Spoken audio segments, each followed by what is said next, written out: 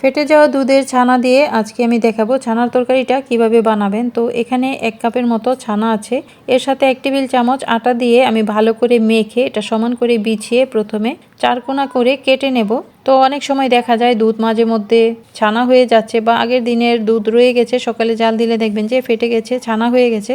তখন কিন্তু এভাবে খুব সহজ করে ছানার তরকারিটা রান্না করে নিতে পারেন। এটা যেমন মজা হয় খেতে তেমনই সোজা বানাতে। তো ছানাটাকে প্রথমে ভালো করে 1 টেবিল চামচ আটা দিয়ে মেখে 4 কোনা করে কেটে তারপর এরকম তেলে ভেজে নিতে হবে। তো আমি একটু লাল করে ভেজে নিয়েছি। এবার অনেকগুলো তেল আছে এখানে, তেলটা কিছুটা কমিয়ে নিয়ে এখানে আমি ফোড়নের জন্য জিরা, তেজপাতা আর শুকনা মরিচ দিয়ে দিলাম। এবার এখানে দিয়ে দিলাম আদা রসুন বাটা। তো পরিমাণ বুঝে দিতে হবে স্বাদ অনুযায়ী। তারপর দিয়ে দেব পেঁয়াজ বাটা, কাঁচামরিচ বাটা আর দিয়েছি টমেটো পেস্ট। টমেটোটা আগে আমি সেদ্ধ করে পেস্ট করে নিয়েছি, তাহলে টমেটোর যে একটা ব্যবসা গন্ধ থাকে সেটা থাকবে না।